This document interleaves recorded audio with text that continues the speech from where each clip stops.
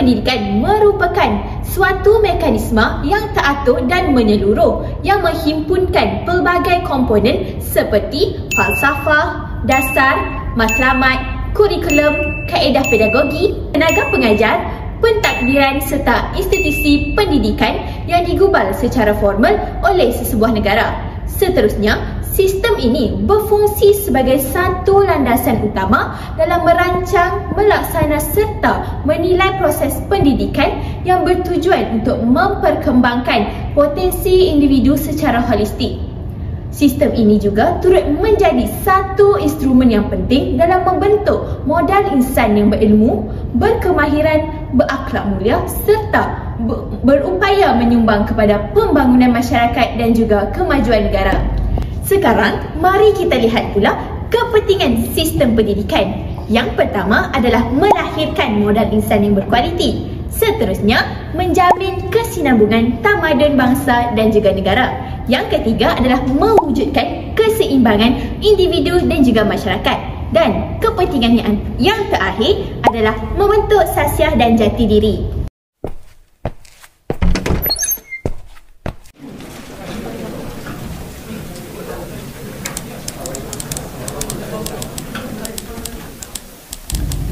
Sebelum abad ke-19, pendidikan di tanah Melayu masih dalam bentuk tradisional. Ketika itu, murid-murid belajar di sekolah pondok dengan menumpukan pada ilmu agama, termasuklah pembelajaran Al-Quran, hadis, fiqah dan tauhid. Kemudian, apabila masuk ke abad ke-19, barulah muncul sekolah vernacular mengikut kaum. Mari kita lihat satu persatu. Sekolah Melayu memberi tumpuan kepada asas 3M, iaitu membaca, menulis dan mengira serta pelajaran pertanian dan kerja tangan. Sekolah Cina pula menggunakan bahasa Mandarin dengan kurikulum yang berorientasikan negara Cina. Manakala sekolah Tamil, mereka menggunakan bahasa Tamil dengan menekankan asas 3M dan kebanyakannya dibina di kawasan ladang. Seterusnya, sekolah Inggeris. Mereka menggunakan bahasa Inggeris dengan membawa kurikulum moden dan melahirkan golongan elit serta pentadbir. Selepas itu, bermulalah pelbagai usaha melalui laporan-laporan pendidikan. Pada tahun 1946, laporan Cheeseman iaitu mencadangkan pendidikan rendah percuma dalam bahasa ibunda tetapi gagal menyatukan kaum. Seterusnya, pada tahun 1951, laporan Barnes mencadangkan sekolah kebangsaan dengan bahasa Melayu dan Inggeris sebagai bahasa pengantar. 1951, laporan Fenwu. Laporan ini menegaskan kepentingan mengekalkan sekolah Cina dan bahasa ibunda, manakala laporan Ordinan Pelajar pada tahun 1952, mereka cuba untuk mengkompromi antara Barnes dan Fenwu tetapi masih gagal menyatukan sistem pendidikan. Dan laporan yang terakhir iaitu pada tahun 1956, laporan Penyata Razak dengan menjadi asas kepada sistem pendidikan kebangsaan. Dalam Penyata Razak, bahasa Melayu dijadikan sebagai bahasa kebangsaan, kurikulum diseragamkan dan matlamat utamanya ialah perpaduan negara. Baiklah, sekarang kita akan lihat bagaimanakah sistem pendidikan di Malaysia selepas merdeka.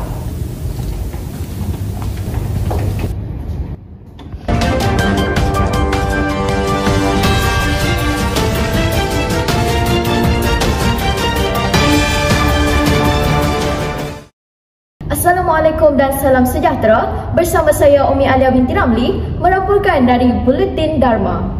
Baiklah, bersama kita sekarang ini bersama Cik Faira ingin mendapatkan sedikit pencerahan tentang perkembangan sistem pendidikan selepas negara kita Malaysia mencapai kemerdekaan pada tahun 1957. Baik, Cik Faira, bolehkah Cik jelaskan bagaimana sistem pendidikan Malaysia mula dibentuk selepas merdeka?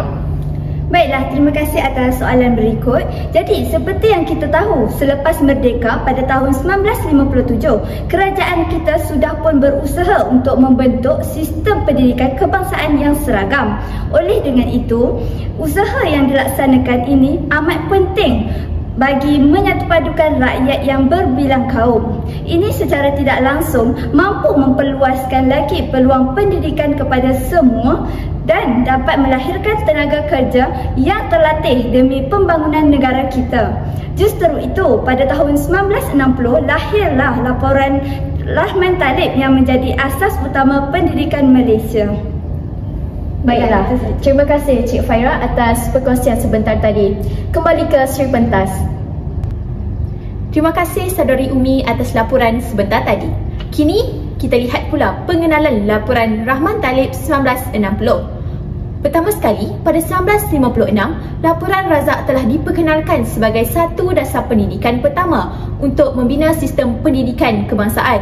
Seterusnya, pada tahun 1957, Tanah Melayu telah mencapai kemerdekaan.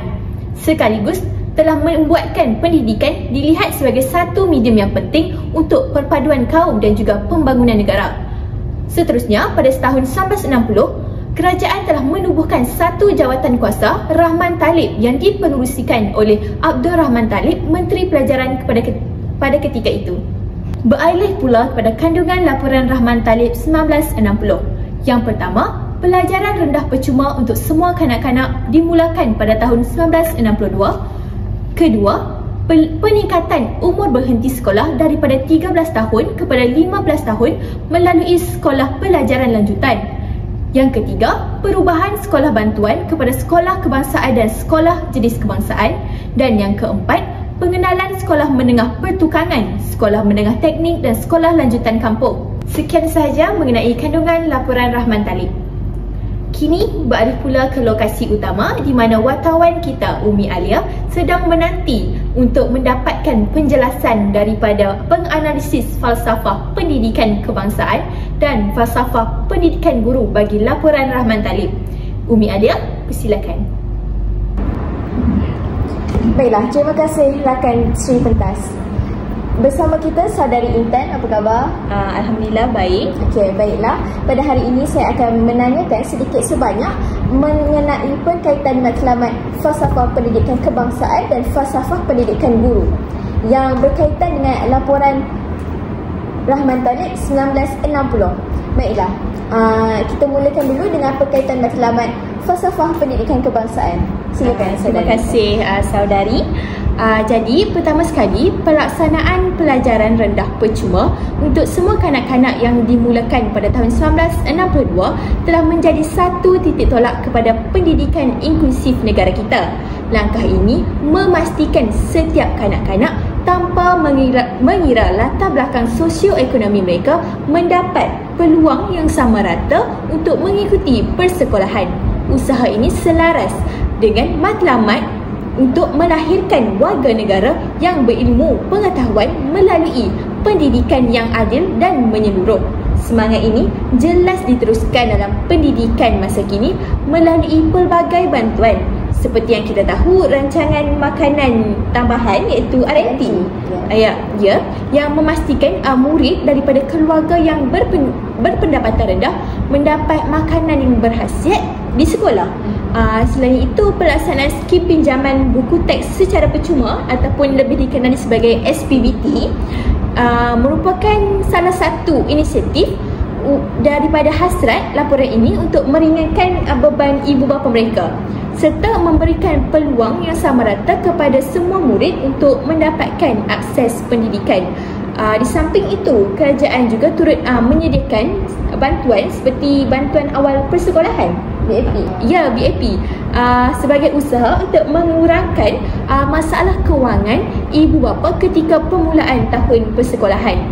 Selari dengan prinsip laporan Rahman Talib yang mahu memastikan tiada murid yang tercicir akibat kesempitan hidup mereka. Jadi yang kedua adalah langkah meningkatkan umur berhenti sekolah daripada 13 tahun kepada 15 tahun melalui sekolah pelajaran lanjutan, pula memberi ruang pembelajaran yang lebih panjang kepada murid. Dengan ini, mereka dapat menguasai pelbagai disiplin ilmu termasuk akademik, kemahiran praktikal, asasiah. Inisiatif ini selaras dengan matlamat mengembangkan potensi individu secara menyeluruh untuk mencapai kesejahteraan diri.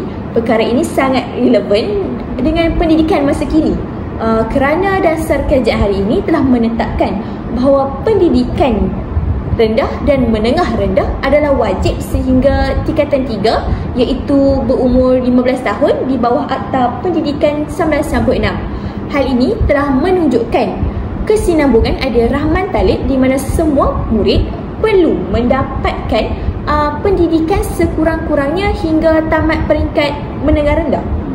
Sebagai contoh yang kita dapat lihat, peluang pendidikan pada ketika ini juga akan lebih luas apabila murid berumur 16 tahun ke atas boleh melanjutkan pelajaran mereka hingga ke tingkatan 4 dan 5 ataupun ke college vocational, ataupun mereka boleh mengikuti pendidikan dan latihan dan technical dan vocational ataupun lebih dikenali sebagai TVET. Semua ini selari dengan semangat asal laporan Rahman Talib untuk memanjangkan tempoh pendidikan agar setiap murid bersedia menghadapi cabaran hidup dan alam pekerjaan. Seterusnya, yang ketiga adalah perubahan sekolah bantuan kepada sekolah kebangsaan dan sekolah jenis kebangsaan pula merupakan salah satu usaha yang strategik bagi memperkukuhkan perpaduan nasional. Sekolah kebangsaan yang telah diurus selia oleh Dasar Pelajaran Negara telah menyediakan ruang pembelajaran bersama untuk murid yang berbilang kaum. Langkah ini secara tidak langsung telah membantu dalam mewujudkan perpaduan dan keharmonian masyarakat serta negara. Selain itu, sekolah kebangsaan ini juga masih lagi berperanan sebagai satu teras sistem pendidikan negara dengan bahasa Melayu dijadikan sebagai bahasa pengantar yang utama. Ia telah menjadi tempat pertemuan murid berbilang kaum selari dengan hasrat mewujudkan perpaduan nasional seperti yang digariskan dalam laporan Rahman Talib. Kini kita dapat lihat usaha itu telah dapat memperkukuhkan lagi perpaduan, dan diteruskan lagi melalui kurikulum yang menekankan rupa negara serta pendidikan moral dan pendidikan Islam, ataupun program yang dijalankan seperti program RIMUK, iaitu rancangan integrasi murid untuk perpaduan, dan aktiviti co-curriculum juga telah menjadi satu platform interaksi antara murid pelbagai kaum dan menjadikan sekolah kebangsaan sebagai medium yang penting untuk keharmonian masyarakat. Baiklah, itu sahaja perkongsian saya tentang matlamat falsafah pendidikan kebangsaan. Baiklah, jika saudari Intan tidak keberatan, bolehkah saudari Intan berkongsikan sedikit sebanyak mengenai falsafah pendidikan guru dalam laporan Rahman Talib? Sudah tentu saudari. Terima kasih. Secara ilmiahnya, laporan Rahman Talib 1960 ini telah menjadi tonggak yang penting dalam evolusi pendidikan negara dan mempunyai hubungan rapat dengan matlamat falsafah pendidikan guru ataupun lebih dikenali sebagai FPG. Dasar pendidikan rendah percuma kepada semua kanak-kanak yang bermula pada tahun 1962 misalnya telah menuntut guru untuk berperibadi mulia dan prihatin dengan mendidik murid tanpa adanya diskriminasi serta menjamin pembangunan individu secara holistik. Pembangunan ini meliputi aspek intelek, emosi, jasmani dan rohani agar potensi murid dapat diperkembangkan secara menyeluruh. Seterusnya, peningkatan umur berhenti sekolah daripada 13 kepada 15 tahun yang saya sebutkan sebentar tadi juga telah memberikan ruang masa yang lebih panjang untuk proses pembelajaran.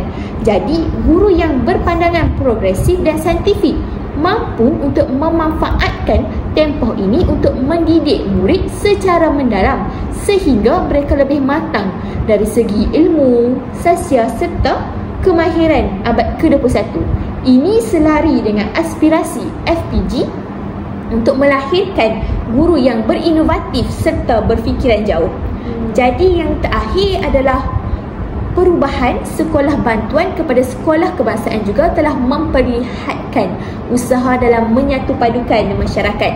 Guru memainkan peranan yang penting sebagai ejen perpaduan yang menyanjung warisan kebudayaan negara, menghargai identiti kebangsaan serta dalam masa yang sama mengiktiraf kepelbagaian budaya.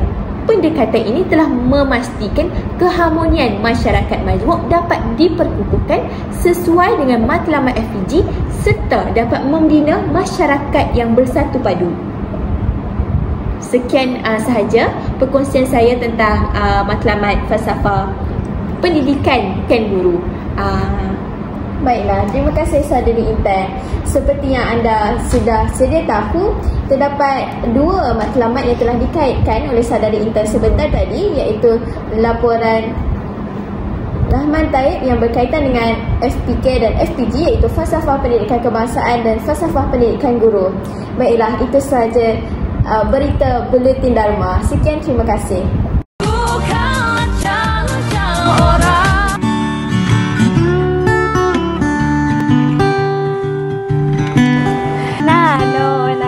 Zaman sekarang.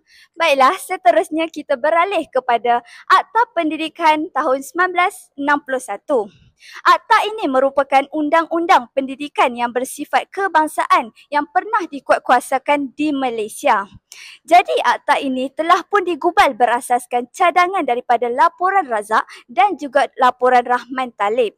Kedua-dua laporan tersebut telah menggariskan sistem persekolahan yang seragam, penggunaan bahasa kebangsaan sebagai bahasa pengantar serta pelaksanaan sistem peperiksaan yang sama. Melalui Akta Pendidikan 1961, sukatan pelajaran bagi semua sekolah rendah, sama ada sekolah kebangsaan maupun sekolah jenis kebangsaan, telah pun diselaraskan. Ini sekaligus menjadikan bahasa kebangsaan sebagai bahasa pengantar utama dalam pendidikan kita. Seterusnya adalah tujuan Akta Pendidikan 1961. Yang pertama adalah menyatu padukan rakyat. Hal ini kerana pendidikan sebagai alat untuk membina perpaduan kaum dan identiti kebangsaan. Yang kedua adalah tujuannya untuk menyelaraskan sukatan pelajaran. Hal ini dikatakan demikian kerana Akta Pendidikan 1961 ini menyediakan kurikulum yang sama bagi sekolah kebangsaan dan sekolah jenis kebangsaan. Yang ketiga adalah menjadikan bahasa kebangsaan sebagai bahasa pengantar utama. Dan seterusnya, tujuannya adalah untuk menseragamkan sistem peperiksaan kerana menggunakan peperiksaan yang seragam bagi menilai pencapaian murid di seluruh negara.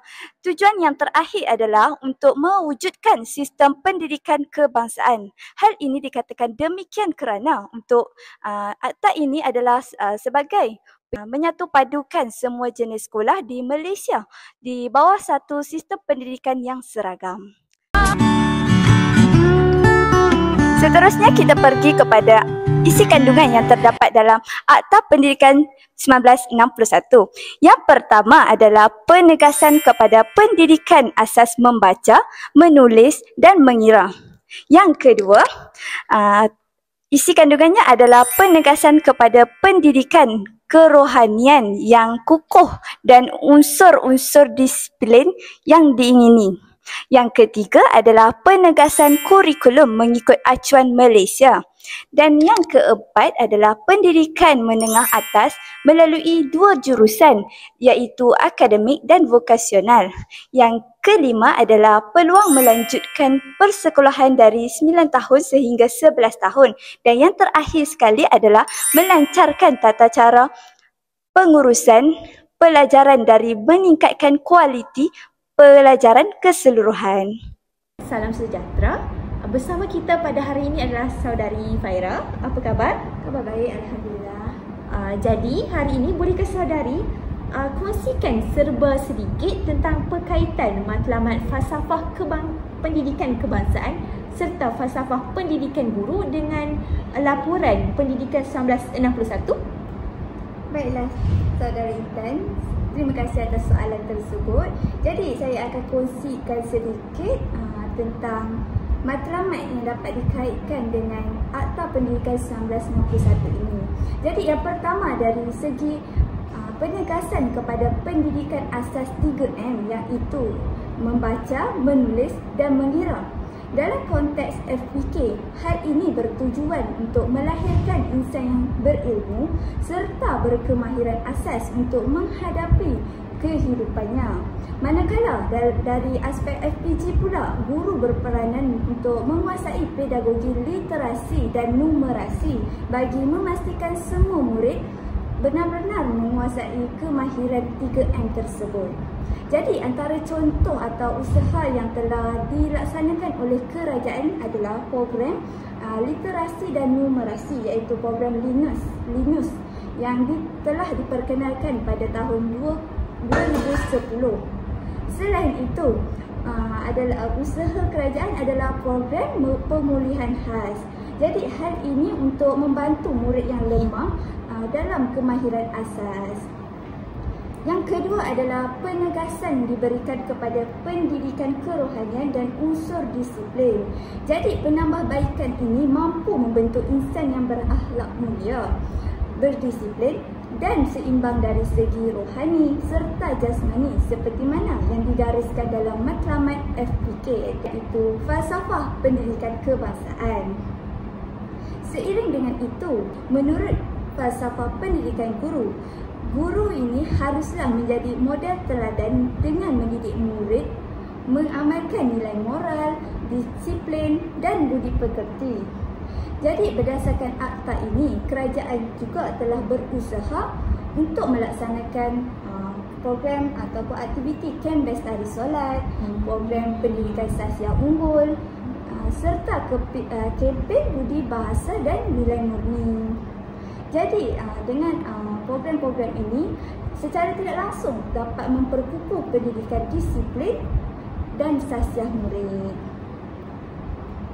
Yang ketiga pula adalah akta ini telah menekankan kurikulum yang berasaskan acuan Malaysia.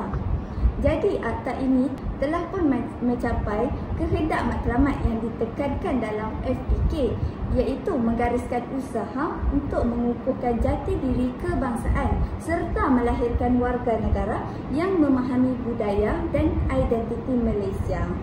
Seterusnya, berdasarkan akta ini juga, guru pula bertanggungjawab untuk melaksanakan kurikulum dengan menekankan semangat patriotisme.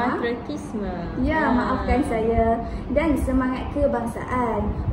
Oleh itu, dengan pelaksanaan akta ini, pendidikan masa kini telah pun wujud kurikulum bersepadu sekolah rendah, iaitu KBSR. Pada tahun 1983 dan juga kurikulum bersepadu sekolah menengah, iaitu KBSM pada tahun 1989. Okey, dan seterusnya pada tahun 2011 dan juga 2017 terdapatnya penambahbaikan, iaitu wujudnya pelaksanaan kurikulum standard sekolah rendah, iaitu KSSR, dan juga kurikulum standard sekolah menengah, KSSM. Baiklah, Akta Pendidikan 1961 ini turut menyediakan peluang pendidikan menengah atas melalui dua jurusan, iaitu akademik dan vokasional. FPK menegaskan keadilan dalam pendidikan agar setiap murid itu mendapat peluang berdasarkan kebolehan masing-masing. Manakala dalam falsafah pendidikan guru juga pula yang menekankan peranan guru supaya membimbing murid-murid memilih jurusan yang sesuai dengan potensi mereka sendiri serta memberikan latihan yang relevan untuk kerjaya masa depan mereka. Seterusnya, melalui akta ini juga sejak tahun 1965 adanya penubuhan sekolah menengah teknik dan vokasional. Saya pernah dengar sekolah teknik dan vokasional. Ya. Seterusnya, perubahan kepada kolej vokasional pada tahun 2012 bagi meningkatkan taraf pendidikan teknikal dan vokasional, iaitu TVET yang lebih dikenalikan. Okey, seterusnya, hal ini dapat melahirkan tenaga kerja yang mahir selari dengan keperluan industri. Yang kelima, akta ini juga telah melanjutkan tempoh persekolahan daripada 9 tahun kepada 11 tahun. Hal ini supaya selaras dengan matlamat FPK yang menekankan pendidikan sepanjang hayat untuk melahirkan masyarakat yang berilmu dan progresif. Manakala dalam FPG, falsafah pendidikan guru pula, guru itu perlu memastikan akses pendidikan supaya dapat dimanfaatkan sepenuhnya pengajaran yang berkesan. Akhir sekali, akta ini telah menekankan usaha untuk melancarkan pengurusan pelajaran dan meningkatkan kualiti. Di samping itu, dalam falsafah pendidikan kebangsaan, ia menghendaki sistem pendidikan yang cekap dan berkesan bagi melahirkan modal insan yang berkualiti. Sementara itu, dalam falsafah pendidikan guru pula, ia menuntut guru-guru ini supaya menjadi tenaga profesional yang progresif, cekap dan mampu meningkatkan mutu pendidikan negara. Sebagai contoh yang kita dapat lihat, supaya dapat dikaitkan dengan pendidikan masa kini adalah sistem penilaian yang berasaskan sekolah, iaitu PBS. Saya pernah dengar PBS tu yang kalau cikgu praktikal akan pergi ke latihan. Okey. Jadi PBS ini dia akan memberikan penekanan kepada pembelajaran yang lebih holistik. Seterusnya, latihan perguruan berterusan di Institut Pendidikan Guru. Hal ini supaya dapat melahirkan guru yang progresif dan profesional. Sekian saja itu daripada saya berkaitan dengan matlamat FPK dan FPG yang dapat dikaitkan dengan Akta Pendidikan 1961. Terima kasih Saudari Faira atas perkongsian yang menarik ini. Jadi kita tamatkanlah sesi kita pada hari ini dan insya-Allah kita akan bertemu kembali dalam segmen yang seterusnya.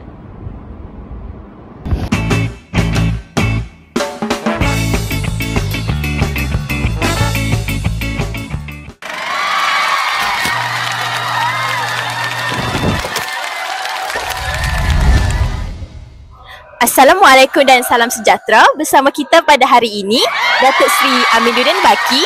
Jadi apa khabar Datuk? Alhamdulillah, khabar baik. Sebelum saya meneruskan wawancara pada hari ini, lebih baiklah saya mengenalkan sedikit latar belakang beliau. Jadi, Aminuddin Baki merupakan satu-satunya wakil yang telah dilantik untuk menganggotai semua jawatan kuasa yang bertanggungjawab dalam mengubal, meminda serta memasukkan undang-undang berkaitan sistem pendidikan.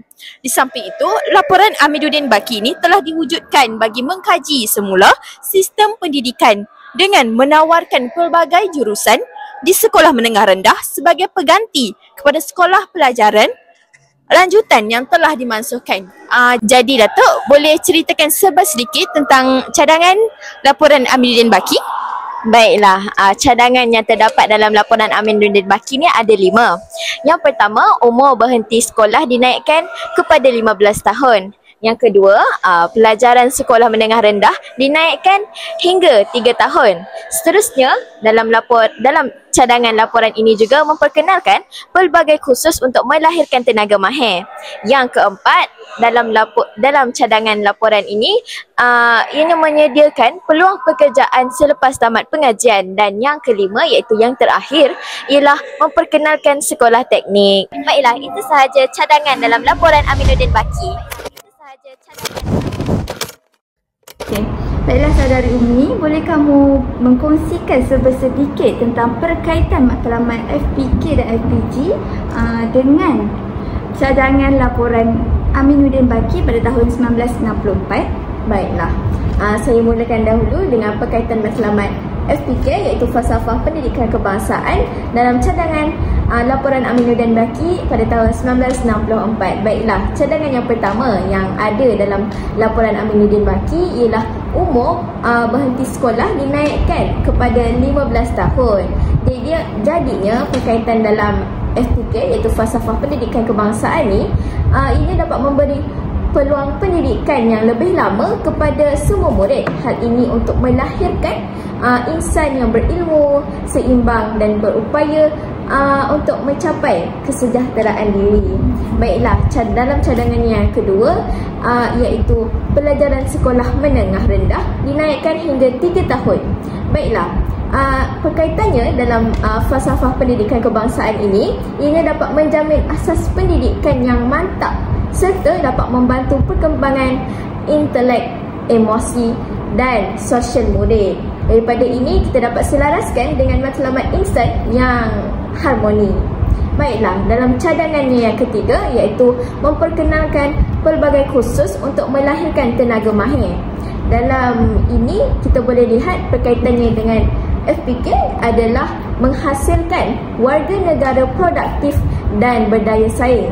Ini dapat memberi sumbangan kepada pembangunan negara. Baiklah, dalam cadangannya yang keempat, menyediakan peluang pekerjaan selepas tamat pengajian.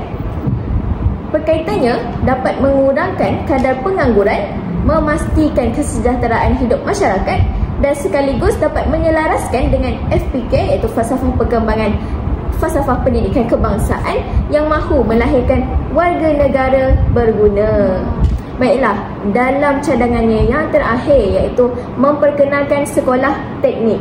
Baiklah, perkaitannya adalah dapat menggalakkan perkembangan potensi individu dalam bidang teknikal dan vocational. Hal ini dapat menyeimbangkan dengan keperluan akademik. Baiklah, itu sahaja daripada saya dalam perkaitan matlamat FPK, itu falsafah pendidikan kebangsaan. Okey, baik, terima kasih.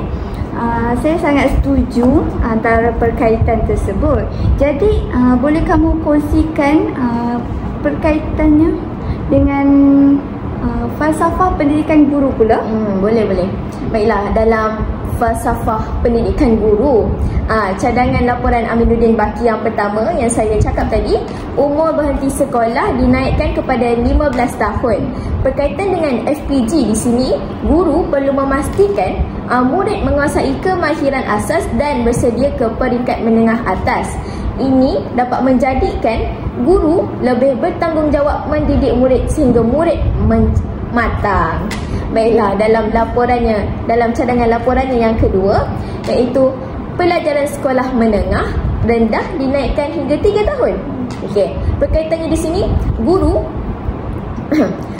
perlu menyusun PDP secara progresif agar murid dapat menguasai ilmu dalam tempoh persekolahan yang lebih panjang. Seterusnya, cadangan laporan Aminuddin Baki yang ketiga memperkenalkan pelbagai kursus untuk melahirkan tenaga mahir. Dalam perkaitan ini, guru dilatih untuk mengajar kursus kemahiran dan teknikal untuk menjadikan mereka lebih kreatif dan inovatif dalam PDP.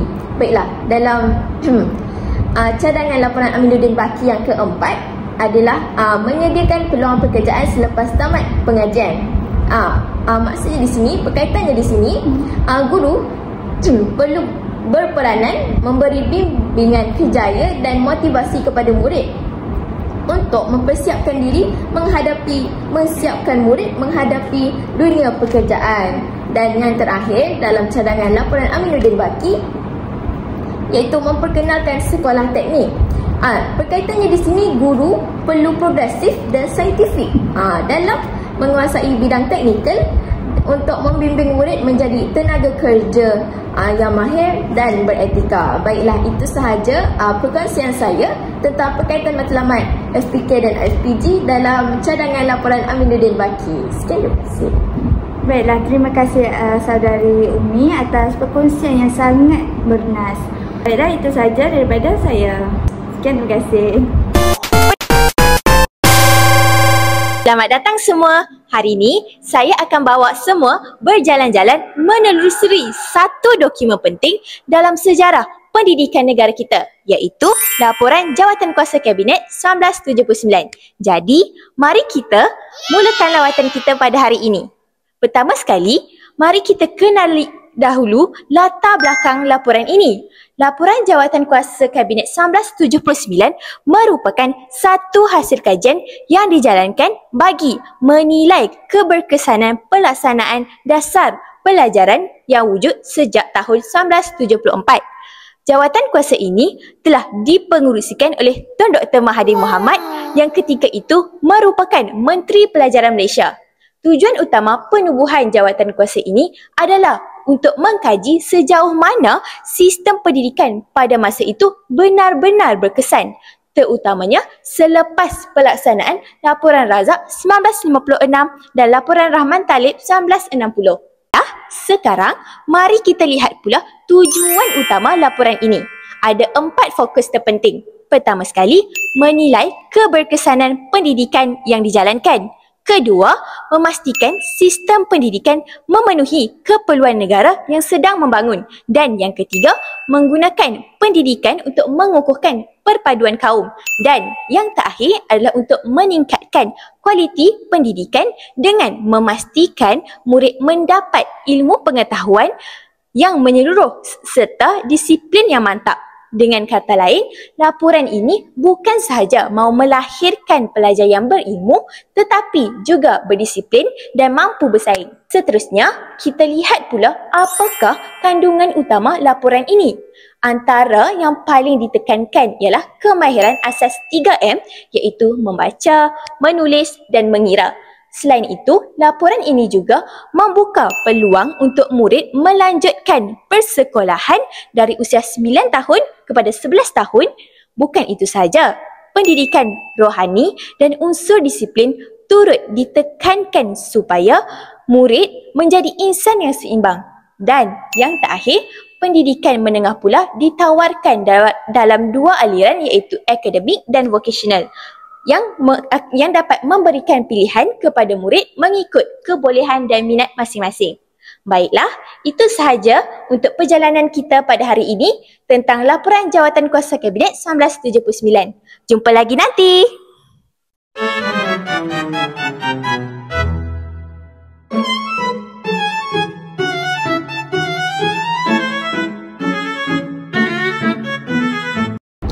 Baiklah, kembali lagi bersama kita Saudari Intan.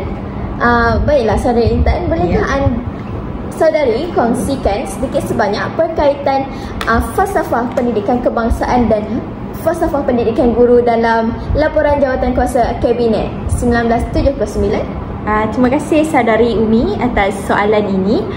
Jadi, laporan Jawatan Kuasa Kabinet 1979 ini merupakan titik penting dalam sejarah pendidikan negara kita kerana ianya telah menekankan pembangunan secara menyeluruh terhadap murid, penegasan terhadap penguasaan kemahiran asas iaitu 3M yang dikenali yang merangkumi aspek membaca, menulis serta mengira bukan sahaja penting bagi pencapaian akademik, malah berfungsi sebagai asas kepada semua bentuk pembelajaran yang lebih tinggi. Tanpa penguasaan kemahiran asas ini, murid mungkin akan menghadapi kesukaran untuk meneruskan pembelajaran mereka pada tahap yang seterusnya. Hal ini selaras dengan matlamat FPK yang mahu melahirkan insan yang berpengetahuan, berkemahiran serta mampu menguruskan kehidupan mereka dengan lebih efektif. Selain itu, laporan ini juga telah menekankan kepentingan memberikan peluang kepada murid untuk melanjutkan persekolahan mereka sehingga usia 11 tahun. Langkah ini amat penting kerana pendidikan pada peringkat rendah merupakan landasan kepada pembinaan sasial, perkembangan intelek serta kemahiran sosial murid. Saudari setuju tak dengan pernyataan ini sebenarnya? Saya amat setuju dengan pernyataan tersebut. Saya pun bersetuju dengan pernyataan ini. Selain itu, ia juga selaras dengan hasrat FPK untuk melahirkan warga negara yang berilmu, bertanggungjawab serta berupaya untuk menyumbang kepada kesejahteraan keluarga, masyarakat dan negara. Pendidikan percuma dan wajib sehingga tahap ini memastikan semua murid berpeluang untuk mengembangkan potensi mereka tanpa terkecuali. Okey, tambahan pula laporan ini juga telah memberikan penekanan kepada pendidikan rohani dan disiplin yang berfungsi sebagai benteng dalam membentuk kepribadian murid. murid bukan sahaja dikehendaki untuk berilmu, tetapi murid ni mestilah mempunyai akhlak yang mulia, seperti menghormati orang lain atau serta berlandaskan nilai murni dan pengajaran agama. Yes, ya betul, pengajaran agama dalam setiap tindakan yang mereka lakukan dalam kehidupan seharian mereka. Ini juga selaras dengan gagasan falsafah pendidikan kebangsaan untuk melahirkan insan yang seimbang dari segi jasmani, emosi, rohani, intelek dan sosial. Jadi sudah jelaslah bahawa seorang individu itu bukan sahaja perlu bijak dalam pelajaran, tapi perlulah seimbang dari semua aspek. Akhir sekali, laporan Kabinet 1979 ini juga telah memberikan perhatian kepada pendidikan menengah yang merangkumi aliran akademik dan juga vocational. Aliran ini telah membuka peluang kepada murid untuk memilih bidang yang lebih sesuai dengan kebolehan atau minat mereka sendiri. Jadi murid ini akan lebih terbuka. Murid akan boleh memilih ikut minat mereka sendiri. Jadi mereka boleh kembangkan minat dan juga potensi mereka dalam suatu bidang tersebut. Sebagai contoh, pendidikan vocational khususnya membolehkan murid ini untuk memperoleh kemahiran praktikal yang lebih diperlukan dalam pasaran pekerjaan. Manakala pendidikan akademik pula akan memberikan asas teori kepada pelajar untuk melanjutkan pengajian ke peringkat yang lebih tinggi. Ini jelas mencerminkan matlamat FPK ini mahu melahirkan insan yang berilmu serta berketerampilan dan dapat menyumbang secara efektif kepada pembangunan negara. Itu sekian sahaja dari segi matlamat falsafah pendidikan kebangsaan. Baiklah, persoalan saya yang seterusnya ialah berkenaan dengan falsafah pendidikan guru pula. Bolehkah saudari Intan kongsikan sedikit sebanyak berkaitan matlamat FPG iaitu falsafah pendidikan guru dengan laporan Jawatankuasa Kabinet 1979. Silakan. Terima kasih saudari. Pertama sekali, laporan Jawatankuasa Kabinet 1979 ini merupakan asas yang penting dalam pembentukan sistem pendidikan negara pasca merdeka. Seperti yang saya sebutkan sebentar tadi, penekanan kepada kemahiran asas 3M iaitu membaca, menulis dan mengira menunjukkan bahawa pendidikan awal sangat penting dalam membentuk landasan pembelajaran yang kukuh. Kita boleh lihat guru merupakan ejen utama untuk melaksanakan pembelajaran yang kukuh. Kita boleh lihat guru merupakan ejen utama untuk melaksanakan pendekatan yang progresif dan saintifik bagi memastikan murid ini menguasai kemahiran asas tersebut. Jadi peranan guru ini secara tidak langsung telah menepati matlamat FPG yang mahu melahirkan guru yang berfikiran terbuka, progresif dan sentiasa menyesuaikan diri mereka dengan perkembangan semasa. Sebagai contoh yang kita boleh lihat pada masa kini, guru perlulah menyesuaikan diri mereka dengan menggunakan teknologi dalam pembelajaran untuk meningkatkan minat murid dalam pembelajaran. Jadi murid ini tak adalah terasa bosan dalam belajar. Selain itu, laporan ini juga telah menekankan peluang untuk melanjutkan persekolahan hingga umur 11 tahun. Usaha ini bertujuan untuk mengelakkan murid tercicir daripada sistem pendidikan. Jadi gurulah yang berperanan penting untuk memastikan setiap murid ini dapat mengembangkan potensi mereka dari segi intelek, emosi serta sosial. Ya, betul. Ini selaras dengan matlamat FPG untuk melahirkan insan yang seimbang dan mampu menyumbang kepada pembangunan negara. Jadi guru ini bukanlah sahaja pengajar, tapi berperanan sebagai pembimbing yang memahami keperluan perkembangan murid. Jadi guru bukanlah sahaja berperanan dalam menyampaikan ilmu, malah guru juga perlulah membantu dalam membentuk akhlak murid ini supaya menjadi seorang insan yang berguna pada masa akan datang nanti. Di samping itu, laporan ini juga menegaskan kepentingan pendidikan rohani dan unsur disiplin. Hal ini bertujuan untuk melahirkan guru yang berpekerti mulia serta berakhlak tinggi. Guru yang berdisiplin akan menjadi model teladan kepada murid-murid, manakala bimbingan guru yang berakhlak mulia dapat membentuk murid yang menjadi insan yang bertanggungjawab, beriman, bermoral. Ini juga menepati matlamat FPG yang menekankan aspek kepribadian guru sebagai pendidik dan pembentuk generasi masa depan. Akhir sekali, laporan ini juga turut menegaskan kepada pendidikan menengah yang merangkumi aliran akademik dan vocational seperti yang saya bincangkan sebentar tadilah. Jadi peluang ini membolehkan murid untuk memilih aliran mengikut minat dan juga kebolehan mereka. Jadi guru ini perlulah berperanan untuk membantu murid dalam memilih hala tuju. Hala tuju pendidikan mereka agar dapat memberikan sumbangan kepada pembangunan negara. Jadi guru ini perlulah memberikan nasihat ataupun dorongan kepada murid sekiranya murid ini ingin meneruskan minat mereka dalam sesuatu bidang. Ya, betul. Awak pun setujulah, saudara setuju. Jadi ini jelas mencerminkan FPG ini mahu melahirkan masyarakat yang progresif, produktif dan juga berdaya saing. Jadi bila kita lahirkan masyarakat yang berdaya saing ini, sudah tentulah negara kita pun dapat meningkat dan bersaing dengan masyarakat yang lain kan di luar negara. Jadi negara yang maju yang lain. Ya, negara yang maju yang lain. Jadi guru bukanlah berfungsi sebagai pengajar semata-mata, tetapi juga pembimbing dalam membentuk murid menjadi warga negara yang seimbang dan juga berilmu. Jadi itu sahajalah pendapat dan perkongsian daripada saya. Baiklah saudari Intan, perkongsian yang amat orang katakan sangat padat dan boleh dikatakan ringkas juga. Baiklah, jadi itu sahaja daripada kami. Saya sekian, terima kasih.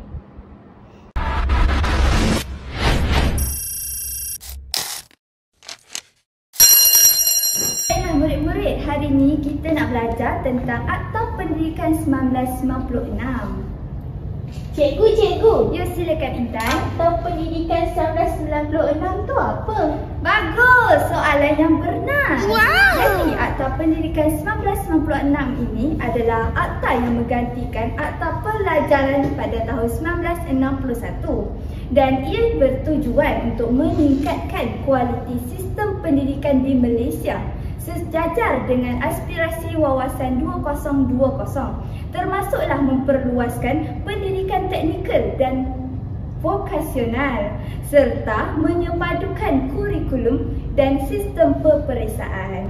Seterusnya, Akta Pendidikan 1996 ini merupakan undang-undang utama yang mengawal sistem pendidikan Malaysia, memperluas dan menyelaraskan pendidikan dari peringkat prasekolah hingga peringkat tertinggi serta mengukuhkan bahasa Melayu sebagai bahasa pengantar utama kita. Oh, macam tu. Jadi cikgu, apa tujuan Akta Pendidikan ni? Bagus. Jadi, tujuan Akta Pendidikan 1996 ini adalah yang pertama sebagai demokrasi pendidikan.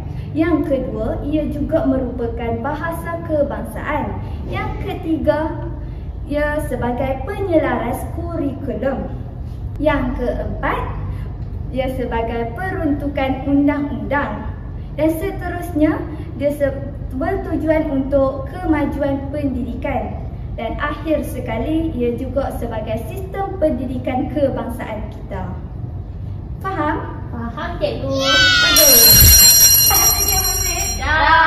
Okey, baiklah, ini merupakan kad yang berisi isi kandungan Akta Pendidikan 1996. Ya. Jadi cikgu nak kamu bacakan dan kemudian cikgu akan terangkan. Yang pertama kita dahulukan Dasar Pendidikan Kebangsaan.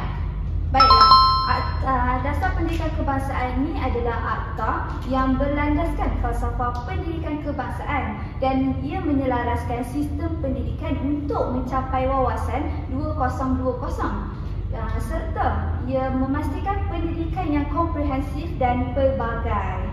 Jadi yang kedua apa dia, Intan? Bahasa pengantar dan kurikulum kebangsaan, cikgu. Okey, betul. Bahasa pengantar dan kurikulum kebangsaan ini adalah akta yang memperuntukkan penggunaan bahasa kebangsaan sebagai bahasa pengantar utama dan ia mewujudkan kurikulum kebangsaan yang seragam untuk semua sekolah. Okey, yang ketiga. Tiga saya kan? Ya, Umi. Peringkat pendidikan. Okey, peringkat pendidikan ini ia adalah akta yang membahagikan sistem pendidikan kepada peringkat prasekolah, peringkat rendah, menengah dan peringkat tinggi. Jadi ia termasuklah pendidikan teknikal dan vokasional. Faham tak, Umi? Faham. Bagus. Kita teruskan yang keempat. Saya dapat peranan Menteri Pendidikan. Okey, peranan Menteri Pendidikan ini adalah dia adalah akta yang memberikan kuasa kepada Menteri Pendidikan untuk menubuhkan dan menyelenggara tadika serta membuat peraturan mengenai pengurusan sekolah, kurikulum dan penilaian murid-murid. Yang ke berapa dah ni? Yang kelima. Umi silakan. Yang kelima, memodernkan sistem pendidikan teknikal. Jadi memodernkan sistem pendidikan teknikal. Ia adalah akta yang menaik taraf sekolah vokasional kepada sekolah teknikal dan ia membolehkan politeknik mengadakan program kerjasama dengan industri untuk menyediakan tenaga kerja yang mahir. Seterusnya, Intan. Yang keenam, saya dapat pematuhan dan penilaian. Okey, pematuhan dan Penilaian. Ia adalah akta yang mewajibkan semua sekolah menyediakan murid untuk peperiksaan yang ditetapkan di bawah akta bagi memastikan proses penilaian yang seragam. Faham tak? Faham. Teruskan lagi. Umi, ni apa berapa dah ni? Terakhir. Yang terakhir. Bagus. Okey, teruskan. Yang terakhir, perluasan skop pendidikan. Jadi perluasan skop pendidikan ini dia adalah akta yang memperluaskan skop dan perundangan pendidikan untuk apa? Untuk memenuhi cabaran abad ke-21.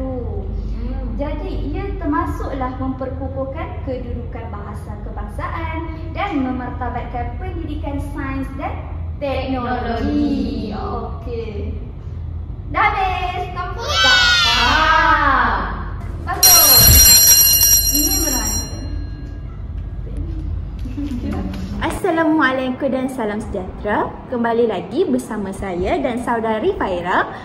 Jadi saudari Faira boleh kongsikan sedikit tentang perkaitan antara matlamat falsafah pendidikan kebangsaan dengan Akta Pendidikan 1996?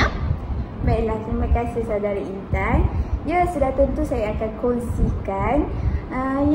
Pertama sekali, Akta Pendidikan 1996 ini telah pun digubal untuk memperkukuhkan lagi sistem pendidikan negara selaras dengan hasrat falsafah pendidikan kebangsaan dan juga falsafah pendidikan guru. Jadi, yang pertama dari segi aspek kurikulum, akta ini telah pun menetapkan penggunaan kurikulum kebangsaan yang seragam di semua institusi pendidikan, termasuklah sekolah swasta. Jadi hal ini selaras dengan matlamat falsafah pendidikan kebangsaan yang telah menekankan keseimbangan intelek, rohani, emosi dan juga jasmani dalam melahirkan insan yang harmonis. Seterusnya, Akta Pendidikan 1996 ini turut memperluaskan skop pendidikan yang wajib sehingga 6 tahun di peringkat rendah. Pindaan ini penting kerana untuk memastikan setiap kanak-kanak tersebut mendapat akses pendidikan asas. Ini sekaligus telah menyokong falsafah pendidikan kebangsaan dalam usaha untuk melahirkan rakyat yang berilmu pengetahuan, berakhlak mulia dan mampu menjadi warga negara yang berguna dan bermanfaat kepada masyarakat. Di samping itu, akta ini juga telah memberi penekanan kepada pendidikan sains, teknologi dan vokasional ataupun lebih dikenali sebagai TVET. Jadi usaha ini telah membuktikan kepentingan membina individu yang berkemahiran progresif serta mampu menyumbangkan kepada kemajuan negara kita.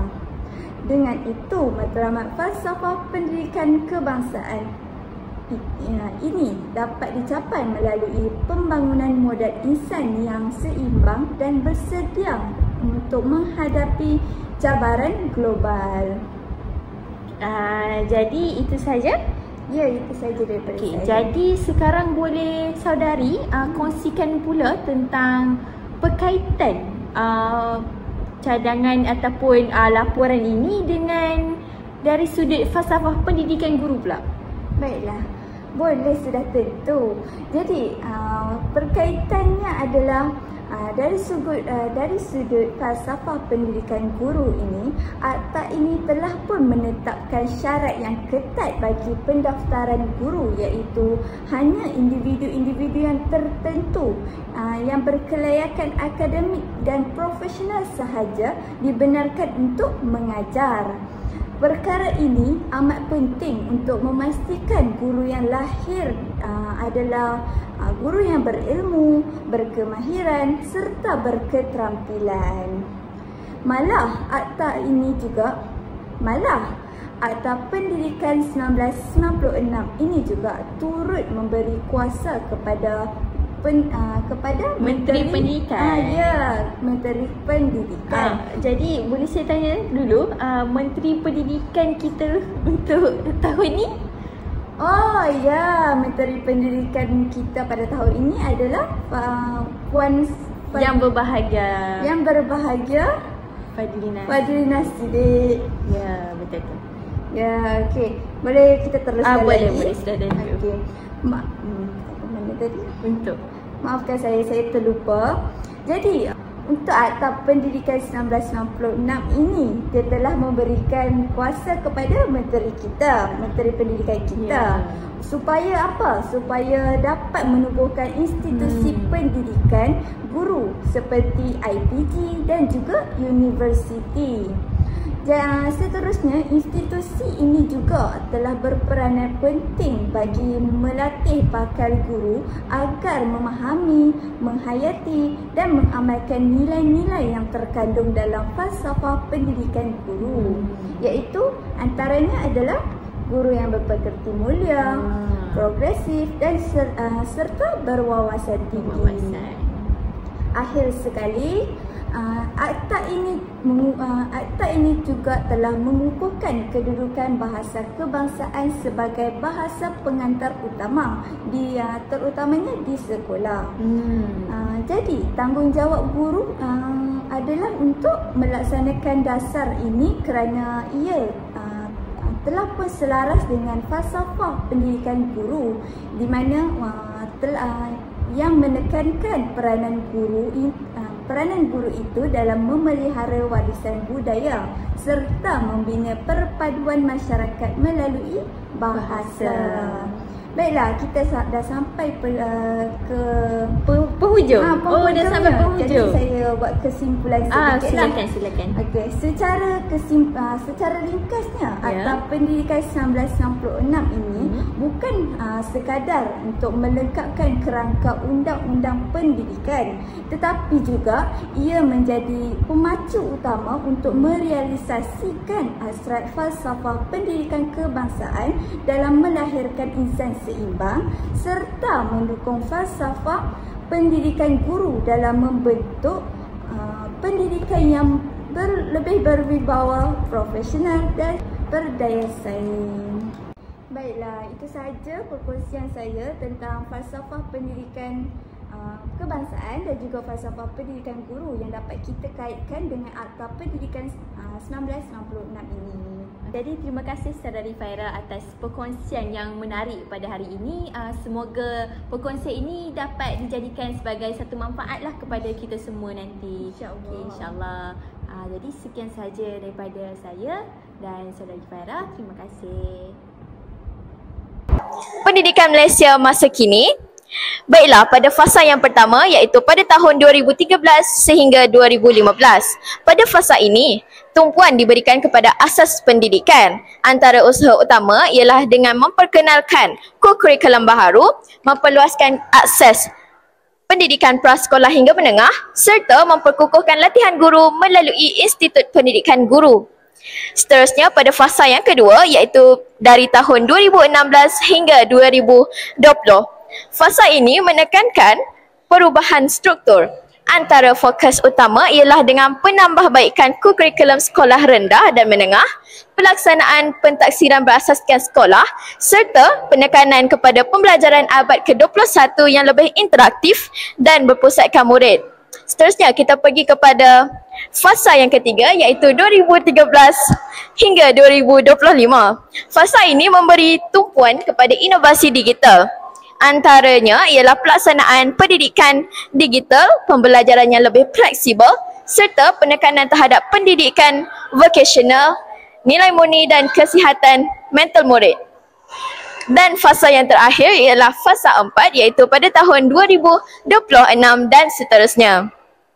Pada fasa ini, fasa terakhir ini ianya membawa hala tuju baharu dengan integrasi teknologi terkini seperti kecerdasan buatan atau AI. Tujuannya ialah untuk meningkatkan kualiti pengajaran, pembelajaran dan juga sistem pengurusan pendidikan.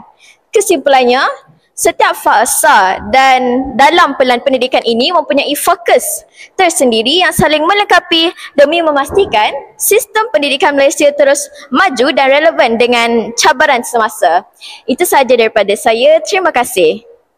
Kesimpulannya, sistem pendidikan Malaysia telah melalui transformasi daripada bentuk tradisional yang lebih berasaskan warisan budaya dan keagamaan kepada sistem moden yang tersusun dan menyeluruh. Perubahan ini berpaksikan falsafah pendidikan kebangsaan dan falsafah pendidikan guru yang menekankan pembangunan insan secara holistik iaitu dari segi intelek, rohani, emosi, jasmani dan sosial.